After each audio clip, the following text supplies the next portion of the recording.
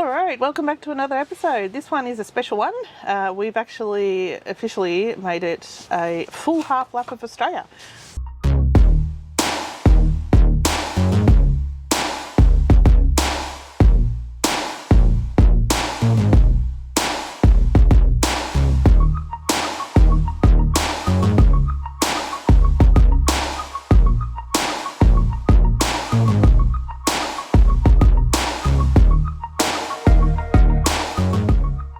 So we thought we'd sit down and go through our own separate favourite places.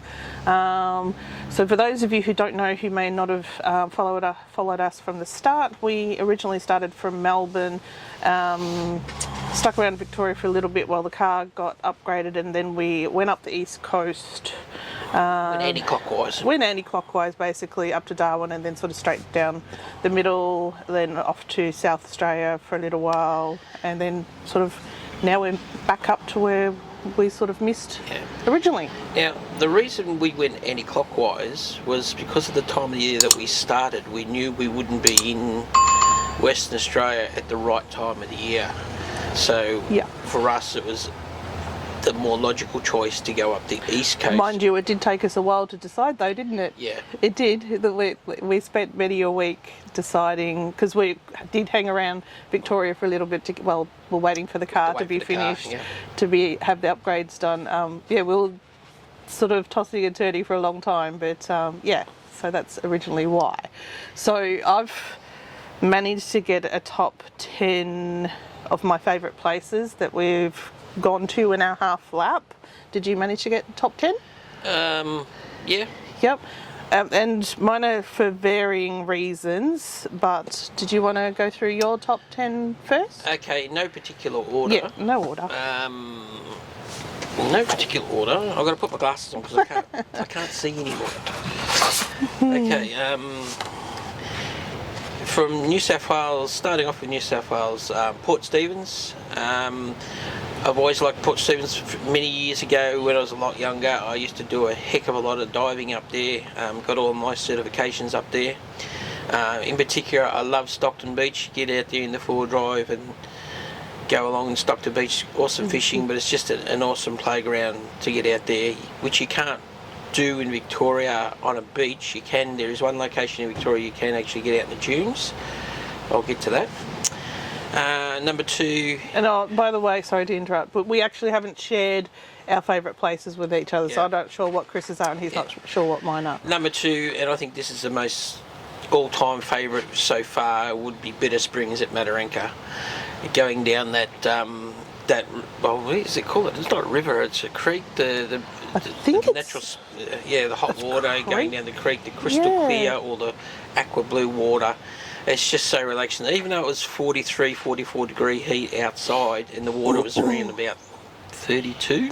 Yeah, I think it's something like that. It's still just an awesome place to go, and you get in, you got platforms, and at each end you get in the water and you float down the river / creek. It takes about 25 minutes depending on how quick you float, and you stop at the other end and get via the platform stairs, get out, walk back up the footpath, which is only like a 3 or 4 minute walk, even though it takes so long to get down. Jump in the water and do it all over again. And we spent hours there every day. Oh yeah, that was great. And it's just an awesome location. And for someone who's terrified of going into water because of historic reasons, standing on a dead fish when I was a kid, I was able to get over that fear and do it, and eventually enjoy it. Like the first half an hour took me a while to really get in, but once I got used to it, wore a Crocs. Yeah, I was a bit scared of. That's hence we cited Crocs at Mataranka. Anyway, number 3, South Australia was Goolwa, where the mouth of the Murray comes out, and again that's because you can get out onto the beach, four-wheel drive right down along the beach to the mouth of the Murray. It's just awesome location. There's plenty to do around town, but just getting out there and being able to get on the beaches and without ripping them up or anything like that, and going to have a look where the mighty Murray comes out. Actually, it was good seeing the seals up close there too. Yeah, that's the closest that we've got to them. What do they call it again? Barricade? Barrage. The barrage. Yes. It's called a barrage. Yeah. That was good. If you don't know what a barrage is, go back to our video when we're there and we'll explain what a barrage is, because I thought it was a dam, but it's not. Anyway, number 4, Queensland. Definitely far north of Queensland, tropical north, the Bloomfield track. That is just an awesome drive from right up through the Daintree. We went the whole distance, come out the other end, stop at the Lions Den Hotel. If you're up there, you've got to stop at the Lions Den Hotel, have a meal, a drink, whatever. And then we continued up to Cooktown, and we came back down through the centre, back down to, we were staying at Wonga at the time. So that was about nearly a 600 kilometre day that day, without the caravan, obviously. But the Bloomfield track is... it was fabulous. The camera does not do it justice. It doesn't show how steep those hills are going up and coming down. But it's just the scenery, and the drive is just spectacular. South Australia, the Eyre Peninsula. Eyre or Erie, or how you pronounce it, Eyre Peninsula. Streaky Bay, all around that area, all the way down to Port Lincoln. It's just a spectacular coastline. A lot of free camping if you're into the free camping, or low cost, I should say. Palubi Bay is there, just north of Streaky Bay. That was for me just a magical place. It's interesting that some of these we've got the same. Yeah. I think our best free camp would have been Mary Kathleen in Queensland, the old uranium mining site. Yeah. It's just a peaceful place. There's plenty of spots to pull up the van on the old town slabs. The buildings are gone, but there's just all the concrete slabs, so you always find a perfectly level spot.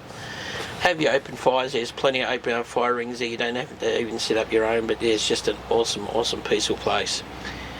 Another one like that was Mount Surprise, the Gemfields, just north of Mount Surprise. You come into Mount Surprise, you turn right and go up the track 30 or 40 k's up to the Gemfields, where you can go Fossey King for Topaz. Yeah, that's correct.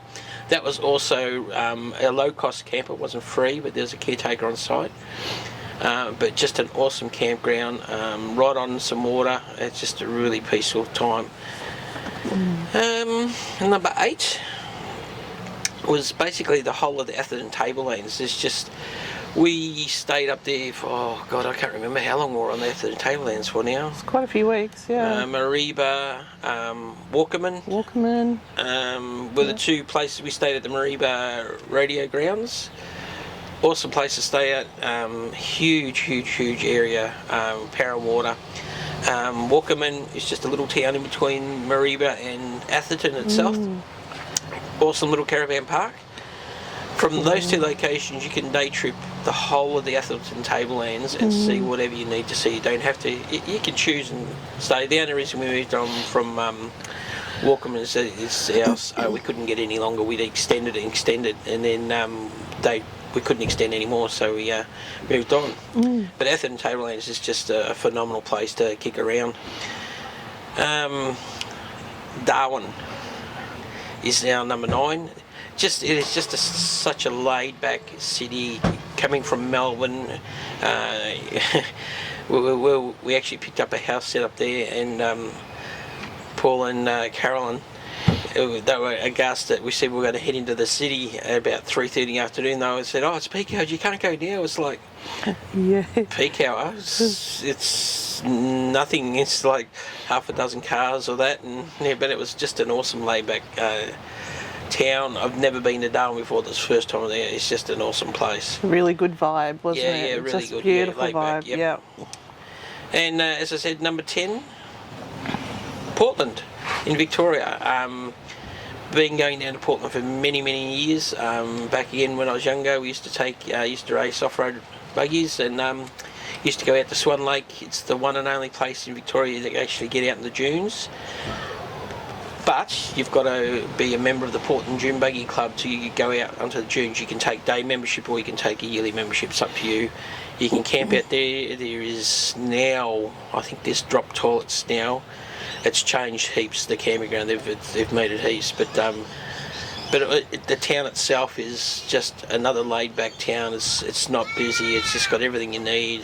Awesome fishing from the beach, from the lee breakwall. If you've got a boat, put it in at the marina and just shoot out just out from there. It's just there. And it's the beautiful, for me, the historical side of it, Portland as well. Like, yeah, it's just the beautiful buildings and... From memory, and I'm probably wrong, but I hope I'm not, I think they were considering Portland to be the capital of Victoria I believe at the time. So, yeah.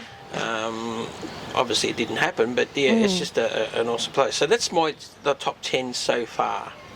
What about you? Interesting.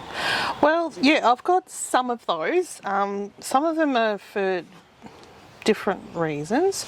Again, no particular order. I was just going through through my mind and, you know, sort of doing a lap on where we went. So the first one I've got listed is far north Queensland at Wonga Beach that we stayed there. We ended up staying there, I think, 3 weeks. But it was a perfect location because we could do the Bloomfield Track from there, which we did. We did the drives to like Mossman, Port Douglas, Daintree. Yeah. It was all within, you know, a day trip from there. So it was a really good base for when you're up that area to drive around doing different day trips. So that's why I really enjoyed that. Wonga is just north of Mossman, probably about 30k north, right on the beach, just south of the mouth of the Daintree River. So and it was a beautiful location. Yeah, definitely have to be crockwise when going out to the beach there. But yeah, that was my reason for that. Not necessarily just like Wonga, there's absolutely, like, I think there was a petrol station there, but there's nothing there as in things to do in that town, but it was just a good base to do the day trips from there in various directions. So that was that one. But again, I had, like Chris had, the Lion's Den Hotel is absolutely fantastic to visit. Just a quirky, you know, all the names and the people and the stickers of all the travellers. I can believe that there's hardly any space left written anywhere. Walls, ceilings, everywhere. Bar, you name it. It's and yeah, you can write on the walls, and we put our sticker there. See if you go there, see if you can find our sticker somewhere there. The Bloomfield Track, like Chris said, that was fantastic to experience. Yeah, that was really, really, really interesting for me. I'd never been to that part of Australia before, and yeah, no, it was really good. Then number 2, I had Mount Surprise, like Chris. Yeah, it was just beautiful setting beside the little creek. Creek. Yep. We actually had our first campfire there. It was just, really nice and relaxing. I think we spent 3 nights there, just free camping. Yeah, it was really good. We hadn't read up really about that camp before we got there, which we probably should have, because then we might have known how to fossick for topaz, because we had no idea. Absolutely no idea. But yeah, that was interesting and a really lovely experience. And you've got the cattle from the station just wandering around the campsite. And then 3, I had Mary Kathleen as well. So again, you've got the cattle wandering around there as well. And we had our second campfire. And yeah, you could just go and collect the wood from around the property. And just the history of the uranium mine was really interesting too, because hadn't known anything about that before, and yeah, really fascinating. So then I go on to number 4, and it's funny, I said to Chris before, even though I didn't reveal what my top 10 was, but 1, 2, 3 of my top 10 were actually free camp, so there you go. So number 4 for me was the Camberwell Billabong. Someone turned out the lights. Oh, the sun's gone behind a cloud. The Camberwell Billabong, that was just beautiful. That would have been my number 11. Yeah. It was the first time I'd really experienced sitting beside a billabong and just watching the different bird life coming down, and landing on it. And well, saying that too, at the moment, I believe they have closed stopped at the moment. Yeah. Free camping out at the Billabong due to, I think, cultural reasons, or yeah, I'm not quite sure but it's what still it an is. awesome place. So hopefully it's opened back up again. But yeah, no, that was beautiful. I think we spent about 3 nights, 3 nights there. And yeah, overnight, one night it rained, and we didn't realise. The day before we were due to leave. Yeah, we didn't realise like the night before a lot of people had left. I went, oh, everyone's gone, and we're about the only ones left. And realised on the way out that, yeah. Now we know why they all left, because it was an interesting trip getting out. When it gets, if you know the Northern Territory, when it gets rain on that red dirt, it becomes red clay very, very quickly. Absolutely. That was our first slip and slide with the caravan on the back. That was interesting. We got out okay, but it's yeah. I wouldn't have. Take 2. Back on, all right. Equipment issues, for some reason it stopped recording. Anyway, I believe we're up to my next one, which for me was Darwin. So again, the same as Chris. Loved Darwin. Just so friendly. The people were so friendly everywhere there, but just we were there different experience. Just before and at the start of the build-up too. So yeah, we arrived we got September. To see some spectacular electrical storms. That's for sure. No, that was fabulous. And the build-up of the humidity, like I'd never experienced that before in Australia. No, but yeah, such laid back and just, yeah, it was really good, really, really good. I'd definitely go back to Darwin again. And it was our first house sit that we had done also, and that was a great experience and lovely couple that we met. Yeah, no, that was really, really good. Now, number 6 for me was Streaky Bay. So we ended up going from Darwin straight down to Streaky Bay because we had that booked for, well, we got there in mid-November, but it was so we could have the school holidays covered for the Christmas break. But we were there for 7 weeks, and there is literally something to do that entire time, because again, sort of like what I said about Wonga, there is just day trips that you can do from Streaky Bay, base yourself there, and like the Pildappa Rock day trip, the Murphy's Haystacks, the Elliston sculptures that we saw. Clifftop sculptures, yeah. Clifftop sculptures. We drove out to Ceduna, Smoky Bay, just beautiful drives all around. And the water's beautiful around there. And if Tracy hasn't already done so, we will put in some photographs. I'll put in footage while we're talking. You don't want to just see our faces here while we're talking about these places. Yeah. So that, and then number 7 for me was Port Lincoln. Port Lincoln. Again on the Eyre Peninsula. Again, the Eyre Peninsula. We love the Eyre Peninsula. It's probably our favourite area as such. Just the colours of that water and just the views and drives and things. The Port Lincoln National Park, that is amazing. We're going to be going back there soon. We deliberately left a few things off because we're going back there and meeting up with family at Streaky Bay and going to down Port Lincoln. We've left all the dunes, the sand dunes. We're going to go back and do them. Y62, and we're going to get out there on the dunes and explore the dunes. Looking forward to that. And so far, with our half trip, if we ever decided to settle down, so far, we've agreed that Port Lincoln would be that spot so far.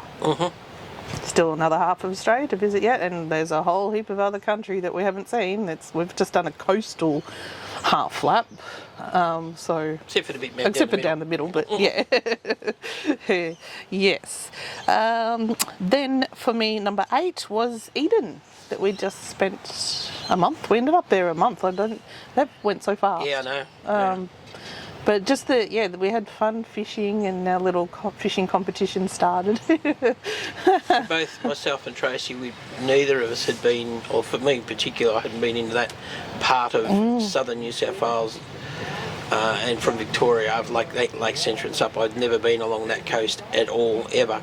And it's just a spectacular piece of coast as well. Absolutely, it's beautiful. Highly recommend. It's not that far out from Melbourne to go for. Well, it'd be.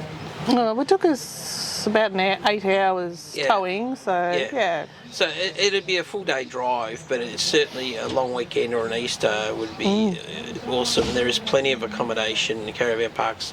And the people were so friendly, like all the shop owners and that. Yeah. And even like we do a day trip to Merimbula and that, they're just so friendly. Yeah, awesome. And loved it.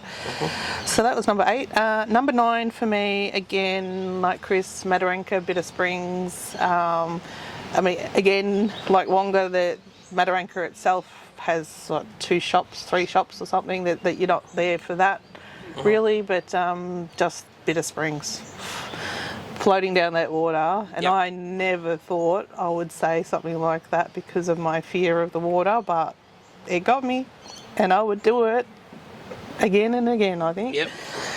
And then my number 10 was Kubapedi, but only put it on there because I didn't see enough of it. Like, we haven't really experienced it. I want to go back again because we were rushing straight down the middle to get to Streaky Bay. We had no intentions of sightseeing from Darwin down to Streaky Bay. Yeah. We had to get there because of the house it put us way close to our booking time. We only had 4 days to go from Darwin down to Streaky Bay, and that's what we did. We did a 4-day sprint, down through the centre of Australia. So we only did an overnighter, and we were so tired because we'd been travelling, for 3 days or whatever it was by then. So I would love to go back and experience Kubapedi for what it has to offer, because it looked really interesting, and would love to see all that, and very quirky. And eventually go back and we skipped Uluru and half of those places there, but we will get back there eventually. And yes, so and the other one thing that I had noted here, my other favourite thing that I saw was actually seeing a cassowary in the wild. Oh yes, that was fabulous, and the baby with it. That was south of Innisfail. Yeah, that was at Eddy Bay. Eddy Bay, that's yeah. That was an experience that I won't forget, because not everyone gets to see a cassowary in the wild, so that was pretty cool. So that's our top 10 locations and places. Now we have gone through and listed some. I don't know if this will end up being a part 1, part 2, or it depends on how, because I know we tend to talk a lot and the videos go very fast, and we've got to add the Cooking with Chris segment, so it may end up being a part 2, so we'll see. But I've written some, I guess, do's and don'ts, but then, in our opinion, yes, and then I think the next bit will be a separate video, will be on what we recommend when you're first setting up to travel full time, what your basics needs are from in the caravan and your accessories and things like that. So I think I'll do that as a separate video. Again, that'll be our opinion, in our experience for us, what we would. But it'll be a start for people who are thinking about doing it full time. So I'll go mine first. Your do's and don'ts, yep. Because I've got to put my peepers on for that. So the do's. Number 1, weigh everything you put into the caravan and your car, and at the end of it, get your complete setup weighed professionally. Don't just trust a weigh bridge. Spend the time and the money and go to the professionals, or actually will come to you in a lot of cases, and they'll help you sort out your balance, your weight distribution, and to make sure that you are legal on the road. We had it done, we were over. We've now since culled, I think 4 times now, we've culled our weight right back down. We're well under our GBM now. So we're saying don't do what we did. That we're telling you from experience, basically. And we even saw on the news yesterday or the day before that in Queensland they're actually pulling people over and doing a full weigh, like they were weighing every single axle of the cars, caravans, setups and that, so they're really starting to do it now. And if you're significantly over, you're not going anywhere until you dump the weight. So, exactly. And if you can't, it's very important. Then you're going to get towed. Yeah. Another definitely travel with UHF, either handheld or in your vehicle. We have both. We have 2 handhelds and 1 in the vehicle. The handhelds are just the bee's knees when you are reversing in somewhere to a parking spot with a caravan. Tracy will jump out, grab the handheld, flip to we use channel 60. Just a random channel. Just a random channel, and instead of yelling at each other and not saying, I can't see you, I can't see you. I can't hear you, what did you say? Just says, come more to the passenger side or more to the driver's side. And that's the key thing. Don't say more to the left, more to the right. He doesn't know. Your left, my right. What? Passenger side, driver's side. And also, if you do happen to go in travelling convoy with someone and they haven't got a UHF radio, it's nothing more frustrating. And if they've dropped off behind, you can't see who they are. If you carry 2 handhelds, at least you can give them one of yours, and so you got some sort of communication. Plus for the trucks and call the trucks through and things like that. So I think it's not I think it's a must. Yeah, it's a must. Like even driving up the coast here to Eden and that, we were behind 4 vans and that did not have UHF on them, and we could not communicate with them whatsoever, and it was so frustrating. Yeah. Another, definitely get yourself some decent, comfortable camp chairs. We run the Oz Tent ones. They have been the best investment. They weren't cheap. They were just under... Oh, they were about $180. No, they were $280. No, we got them on special. But I think generally they're normally about $200. But we got them on special. But they are worth their weight in gold, I tell you. Yep. If you buy, you can save money and buy it cheaper, but you'll find they give out, legs break, pins fall out, whatever, but you've got to have, especially if you're on the road full time, and this is our lounge chairs, basically. So get yourself some really good, take your time, look around all the different ones. We've seen these ones at the Caravan and Camping Show at Geelong at the time. Stupidly, we didn't buy them there, and we missed out. Then we found that Anaconda had them. Used to have them. We haven't seen them stock them since. And we found a RV supply on the other side of Melbourne had them, so we quickly jumped in the car and drove all the way across the other side of Melbourne. Yep. Another definite do is use water filters on your water hoses when you're filling your tanks, or even when you connect it up to town water. Always use your water filters.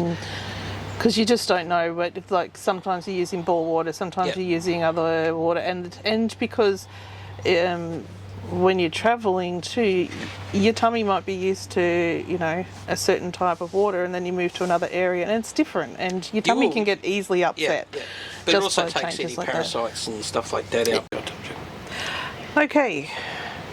Camera failure again. Not camera failure. Not failure. Battery went flat. We're not recording on the GoPro, so it's like, otherwise we would have been doing this more often. Been flat long ago. Yeah. All right, so now we've kind of lost our track of where we were up to. What was on your list that you were talking about? We were talking about the chairs, the water filters. Water filters, that's Definitely use water filters. Not only that, make sure you take a spare, because we actually had one burst on us. Yes. At our last location. Yes, we're not sure if they warned us that they had extremely high water pressure there. They weren't kidding. It just went. And when they burst, all the black carbon and all the filtration stuff in it goes everywhere. So that was an experience. Yes. Now, a do for us, and if you're on the road full time, and not everyone's going to be able to afford it, is Starlink. Starlink is the biggest game changer out there for full-time travel, even if you're not full-time travel, to be able to keep in touch remotely anywhere in Australia without having to search around, beg, borrow, plead for internet services or anything like that. It's just phenomenal. Yes, it is at the moment 240 volt, a small inverter, 300 watt pure sine wave inverter will run it off your batteries. If you are plugged into caravan park or power, or if you're running a generator, just runs off your 240 volt plug. Yeah, but it's just a game changer and a half. You make your phone calls through it, your Wi-Fi calling. You can stream, watch videos at the same time, or stream movies at the same time. It's just phenomenal. Yeah. We started off with a sat phone and a Nighthawk. What do they call it? Internet, a little dongle. Yeah. Nighthawk thing. Mobile router. Yeah. That was reliant on having some sort of phone coverage. And that had to be at least 2 bar 4G. Yeah. So, yeah. So let me tell you, even with your boosters and all that, in some places, there is nothing. Nothing. I mean, there is absolutely But Mary nothing. Kathleen, we had nothing. Yep. Nothing. I mean, it was nice to get away from Yep. technology and that for a while, but yeah. But if you need to make phone calls, or if you happen to be working on the road while you're doing this, Starlink is the only way to go. As far as Absolutely. we're Game concerned. changer. Yep. Definitely go there. Another do 100% is use your fuel apps to help cut down your prices on fuel. And we didn't even know about that fuel app until we were told like halfway through our lap. So yeah. So you can plan your fuel stops. Saying that, okay, we're interrupted again. Technical issues. I was talking about fuel apps. Definitely use a fuel app to plan your trips, save your money. For your fuel stops, but also do not always believe where you think there may be a fuel station is going to be open, i.e. hours of operation, or still being around. We nearly caught out on the way up from Tennant Creek to Mataranka. We planned our fuel stops using it, and no, did we have the fuel app then? we did. We did. Because we looked at it with it. We can go past this one. There's another one between us and Mataranka. When we got there, due to COVID, it had closed down. And there was no more between there and Mataranka, and it was too far to go back to the one that we'd passed because it was closer to Mataranka, and we literally rolled into Mataranka, I think less than a smell of an oily rag. It was yes, but way past zero. So definitely use your fuel apps to help save your money. Saves us heaps of money. Like you can just see, and because people update it after they fill up, so you can see, oh, that was updated like 10 minutes ago, 5 minutes ago, so you know set that it it's to updated. whatever fuel you're using, diesel, 98, 95, 91, whatever. Yep. And the last one on my list, definitely do, is take sufficient external hard drives, memory backup. For everyone records stuff on their whatever device, whether for YouTube or for their own use. You'll Photos quickly and fill whatever you've got up very quickly. Devices fail, so back up, download your videos, your photos to your external hard drives or whatever. Keep them safe. They still fail as well, but definitely take additional memory backup. That doesn't weigh a lot, it doesn't take up a lot of room, but take an external hard drive to download your photos and videos to. Yep. Some of the things I have listed here we'll do in another video, but one of the things that I have learnt is definitely, if you're full-time and you have no end date, this is what I'm talking about there, no end date. So you're not doing the 12-month, 18-month lap and you've got a set time frame. But if you're there full-time, no end date, take your time. Yeah. We see so many people that have no end date, but they're still on, I don't know, like work mode, or we've got to go and do something. But the amount of different things you see just by spending at least a week in an area and exploring the area and really getting into, like, talking to the locals, and you find out about these extra little spots that you haven't heard of before, and just really getting a feel for a town. But I mean, some towns, there's literally, you've probably seen the area in 3 days. Yes, that does happen sometimes, but most of the time you can spend a week there and really explore the town and Saying that as well, if you move quickly all the time, you're obviously using... your costs are going up. Your fuel is you're constantly using a lot of fuel. By slowing down, yes, you're still going to use fuel, but you're not towing filling up the whole time. Filling up within a week. We'll fill up once a week. Mm-hmm. Literally once a week. Once a week. Usually the night before we travel, we'll go and fill the car up. Mm-hmm. Yep. Yes, when we came down from Darwin to Streaky Bay, we filled up a lot because we were carrying travel. But we were moving really big distances. We did big distances in very short amount of time. But that's exactly that. And then on that, before buying your car and caravan, do your research beforehand. Don't do what we did. Like, again, learn from our mistakes. Or not mistakes, like, this has been great for us. But we didn't, but then again, we didn't have a lot of options at the time because we'd given ourselves 2 months to buy a car and caravan that was suitable for us. So, but if you've got the time and you can spend the time researching your vehicle, the caravan, and you really do need to look inside the caravans and get the feel for them. We're not going to recommend any tow car or caravan because you ask 10 different people, you'll get 10 different opinions, particularly if you go to the Facebook Lap of Australia or Planning Lap or Grey Nomads or anything like that, those websites. You put that sort of question and you'll be inundated with 20 or 30 or 40 or 50 different, this is the only way to go, this is what you got to do. That's right. Do it your way. You're going to learn either way what suits you and what doesn't. Like, we've learnt a heap. Like, even, I think, the second week on the road, we realised that because we sit out under the awning so often, but there's times of the day where the sun's just right in on you, and if it's really hot, you just can't sit there like it is now, but we're protected because we've got the sunshade on the awning. So just little things like that, like we wouldn't live without that awning there, sunshade now. Just little things like that we've learnt, but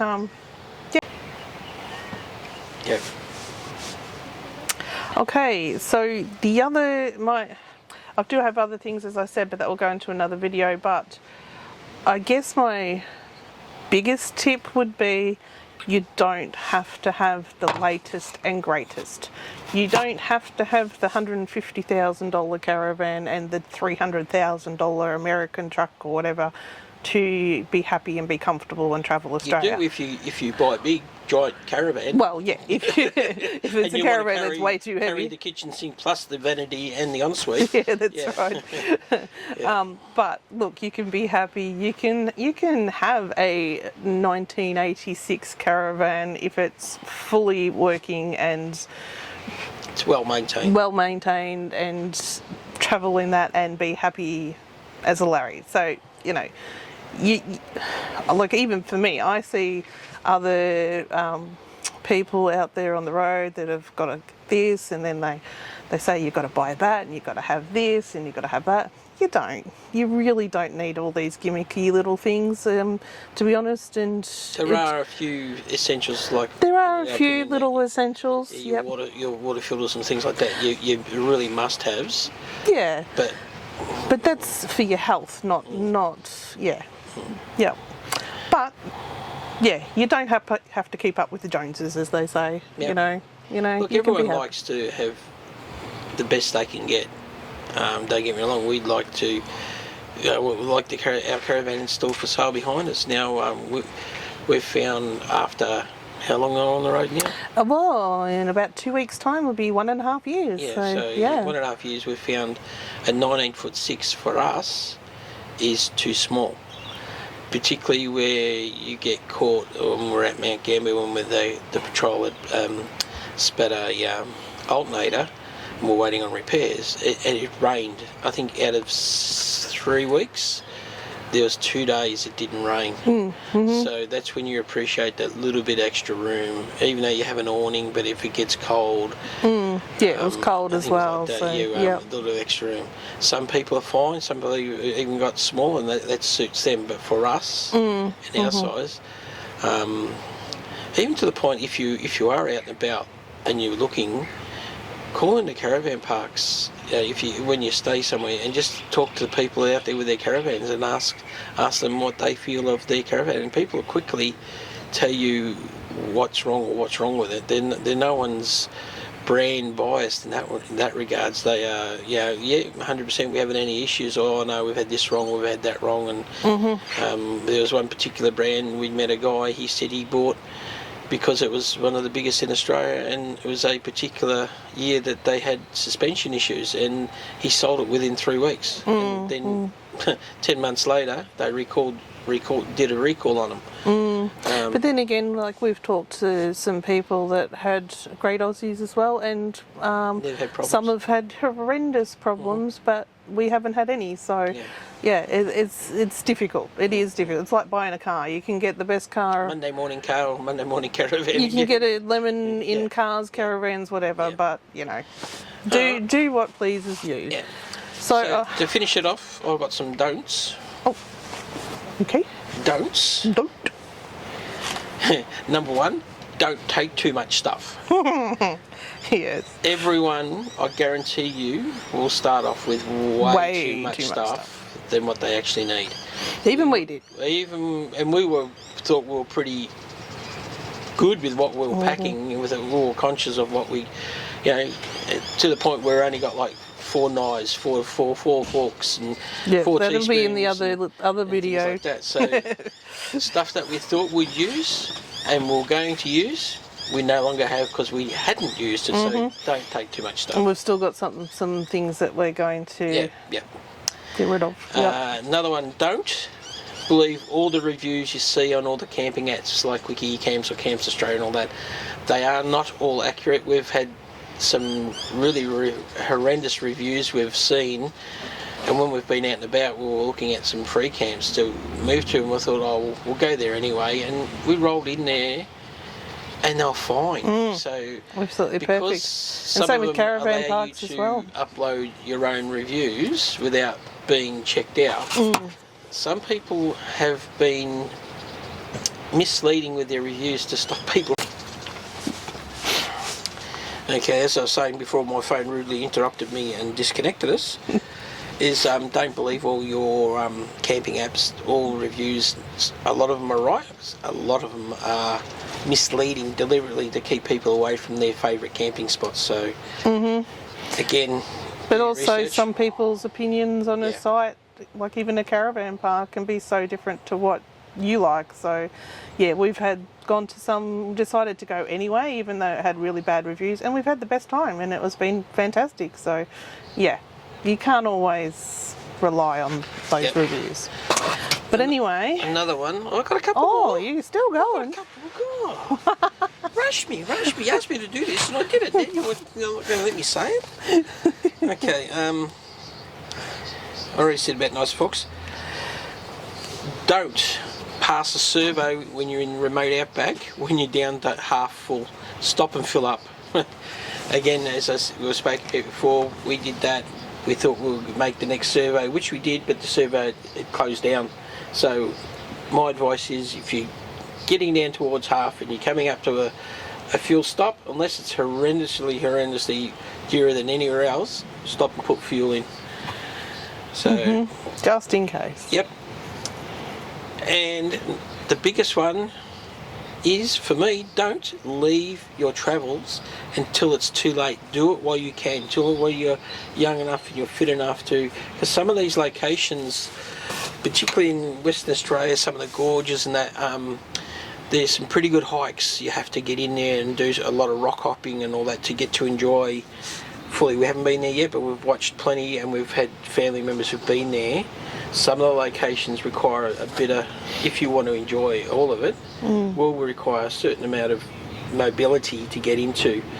Even some of the places that aren't difficult, they're steep, and if you're getting older and you got bad legs or hips or anything like that, some of the places are going to be limited to where you can get to. So my advice, if you're thinking about doing it and you can, get out there and do it now, because you get older, you slow down, things go wrong with you, things close down. There's been places that, like Camberwell, we were there, we're lucky we experienced it, and at the moment it's been restricted, you can't camp there anymore at the Billabong. So my advice is, don't leave it too late. If you think about you're going to do it, even if you're not doing it full time like us, even if you want to do an extended trip, my advice is to go and do the trip and enjoy this beautiful country of ours.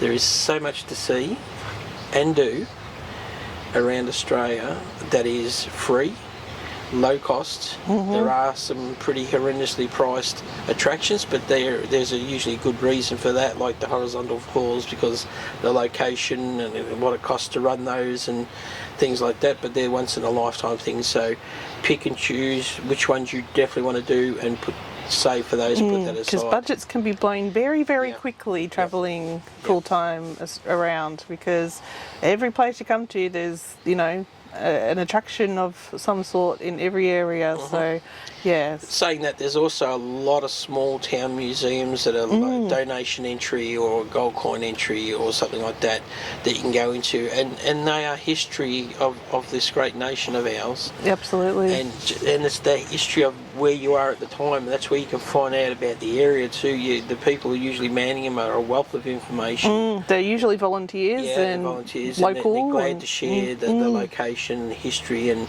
point out the areas to go and see. And we've seen some awesome places because of those people. They've pointed us in the right direction and given us directions to go out and sight things. So don't pass the little, if you've got time and you want something to do. It's also good if you're travelling with kids. It helps teach them about Australia and how it was founded and how it was opened up. So definitely don't leave it till it's too late to travel. Definitely get out there and travel. Saying that, if you have got a time frame, try not to do too much. Yeah. If you've only got 4 to 6 weeks, my advice, some people do it. They go right around Australia in that time, but you're going to be seeing everything out of the windscreen of the car and you're not getting to explore. Do half of Australia and do it well in that time frame or whatever. Just pick an area and explore it well, and because there's so much to see and do, you'll miss if you have such a short time frame, and then you can go and do another lot next time. But definitely get out there. All right. Well, we better finish this part off because we have to go to Cooking with Chris. Yeah. Everyone, and that's been something that's come out of our travel and our videos. Like, everyone has loved Cooking with Chris, so we've got that segment pretty much every video now, thanks to you guys requesting that and loving that. And yeah, thanks guys. We update the website with I try and do it before I upload the video, but we update the website when we can, and I've got to get better at writing blog posts. I'm not really good at that at the moment, but we'll hopefully do some more of that. But thank you everyone for your support. It's been a wonderful half lap so far, and bring on the other half. Yep. All right. Okay, guys. See you on the next time. one. Bye.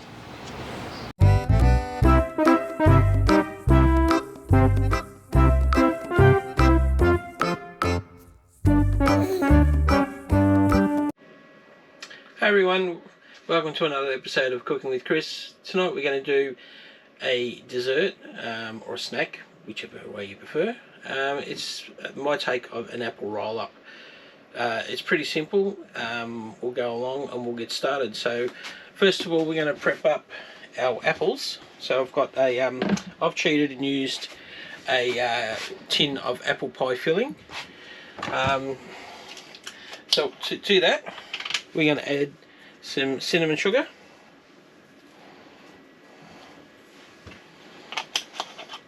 just to give it a bit of split.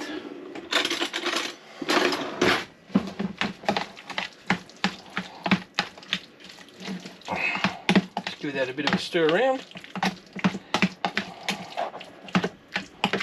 Alright, so we've added our cinnamon sugar to it. 2 teaspoons of lemon juice. Nice lemon.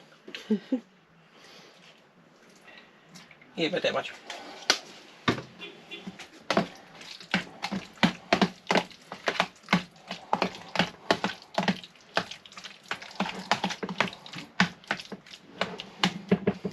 And now we'll put that aside for later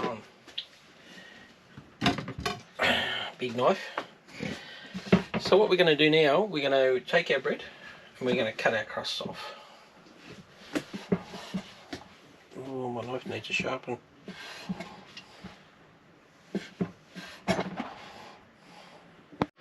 Alright, once you've got all your crusts cut off your bread, you're going to take a rolling pin and we're going to roll the bread flat. And thank you, Tracy, for the rolling pin.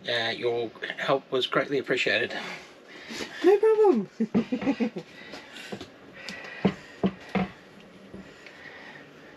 So you want to roll it until it's nice and flat. So nice and done like that. So we'll do all those and we'll come back to you. And just like that, we've got our bread rolled out. So what we want to do, we need to prepare the egg wash now that's going to be dipped in. So what I've got in here is 2 eggs and 3 tablespoons of milk. Give it a bit of whisk together. Alright, so we've got our egg mix ready. So what we're going to do now, we're going to take our bread, some cream cheese, should be up to room temperature, and we're going to spread evenly across your bread like so. Take a bit of your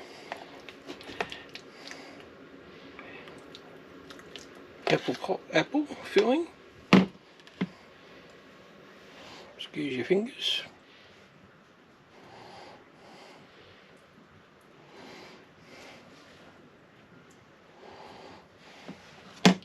what we're going to do now is just simply going to roll them up.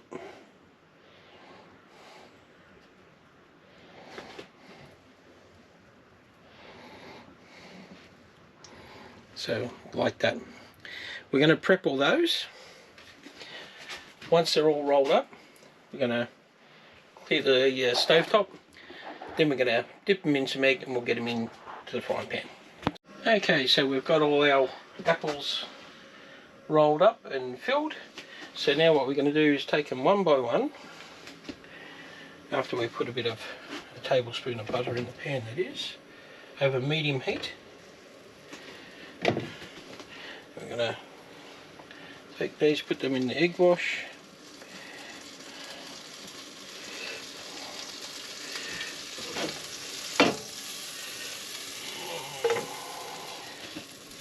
Hang on. We don't want the smoke alarm going. Sorry about the noise.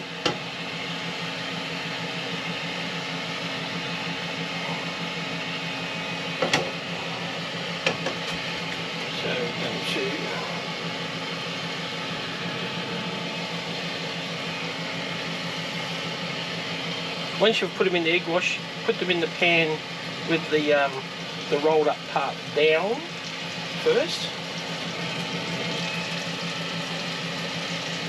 That keeps them together.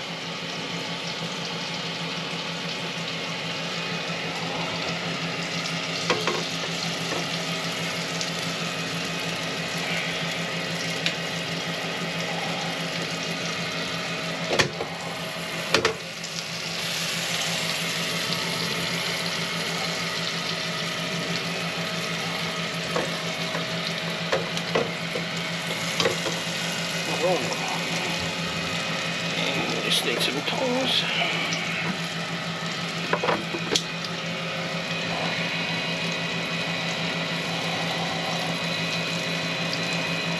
And we're going to just cook them in the butter, turning them so all the sides come out nice and golden brown.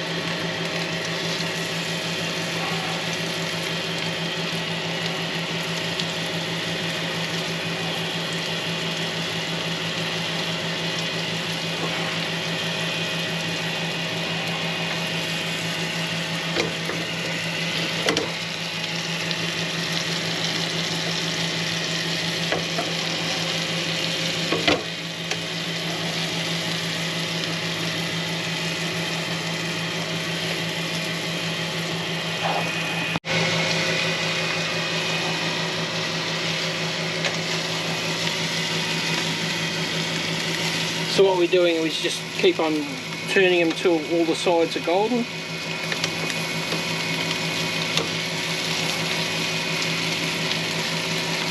Once we've done that, we'll take them off.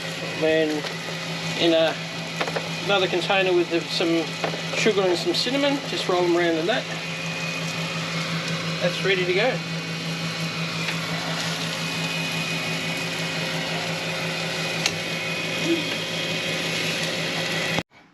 Alright, so there you have it, my take of an apple roll-up. So we've got them done, we've dusted them in the cinnamon sugar.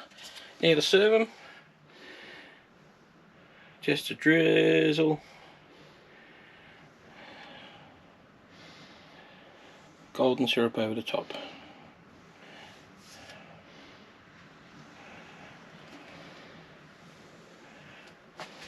Now comes the best part, Tracy's taste test.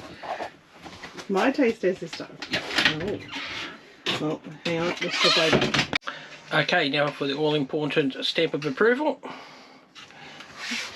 Stamp of approval. Alright. That's what we're looking at. Okay. Oh, that's good. Sort of between a donut and an apple pie. Oh, sorry, I turned the camera on. So, donut and apple pie? Between a donut and apple pie, that's really nice. Suppose if you wanted to, you could also have, if you had ice cream, a scoop of vanilla ice cream on the side. Yeah.